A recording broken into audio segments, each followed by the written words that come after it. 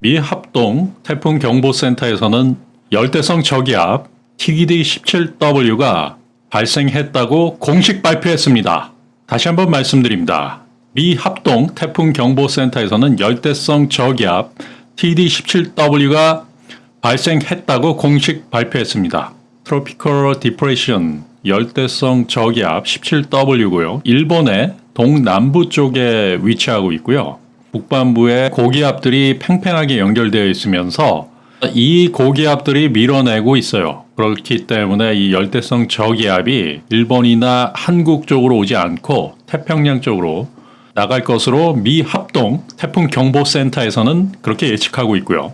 현재 구름 모습을 보겠습니다. 일본 동남쪽에 열대성 저기압이 만들어지고 있고요. 이 열대성 저기압이 앞으로 태풍으로 갈지 그러면서 이 세력이 확장될지는 좀 두고 봐야 될 상황이다. 이것은 지난 6시간 동안의 위성 사진이고요. 일본의 동남쪽 부근에 열대성 저기압이 만들어져서 이동하고 있습니다. 열대성 저기압이 원래는 북서쪽으로 이동을 하는데 지금 현재로는 이 정체 전선을 형성하고 있는 고기압 세력이 워낙 강하기 때문에 이 고기압에 따라서 앞으로 어떤 진로를 향할지를 좀 두고 봐야 된다라고 보고요. 이것은 cycloneKane.com을 통해서 보고 있는 앞으로의 열대성 저기압의 이동 예상도고요.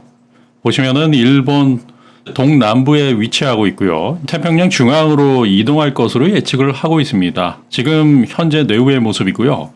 이것을 보면 지금 강수대가 어떤 식으로 위치하고 있고 집중호우가 나타날 곳이 어떤 곳인가를 예측할 수 있어요. 제주도 남부와 제주도 서쪽에 번개가 나타나고 있다. 즉 제주도도 지금 선형 강수대에 속해 있으면서 이 제주도에도 상당한 비가 올 수 있다라고 예측을 하고 있고요. 그와 더불어서 전남 해안이라든지 경남 해안 쪽에서도 지금 비의 영향이 나타날 수 있다라고 봅니다.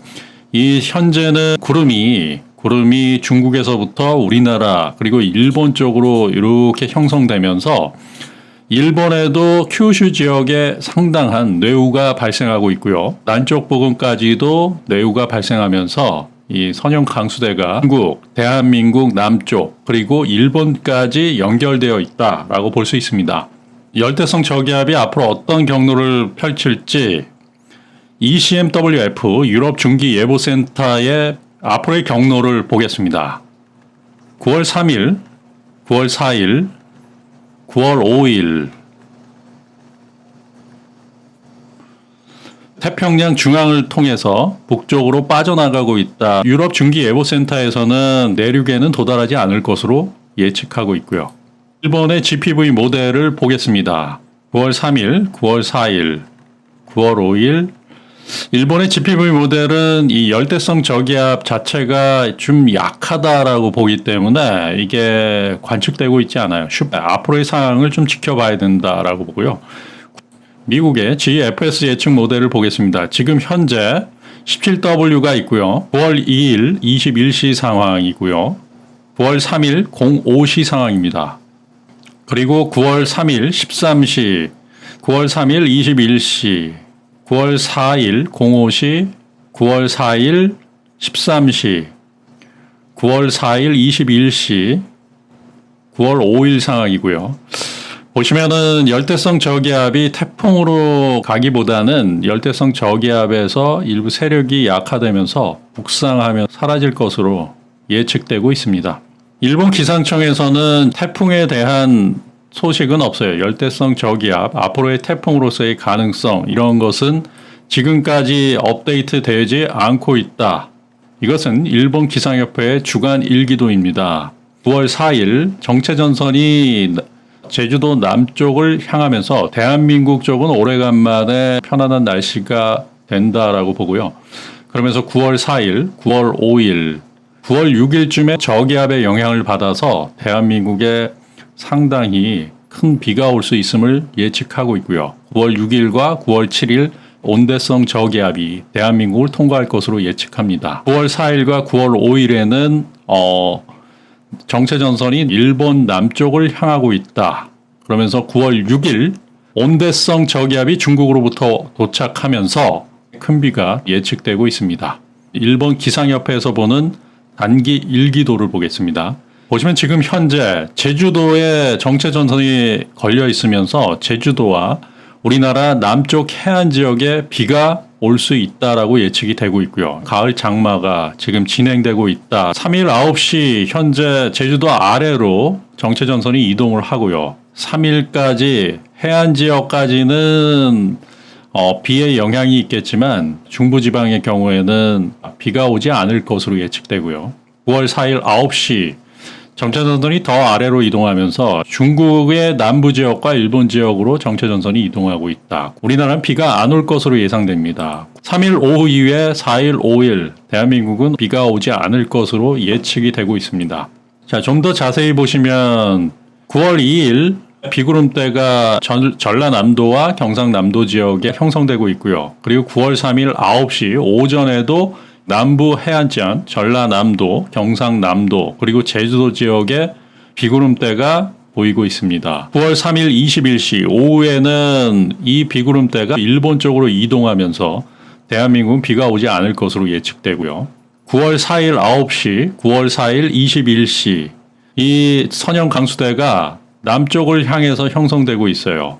그러면서 일본 지역에 비가 오고 대한민국 지역은 비가 오지 않을 것으로 예측됩니다.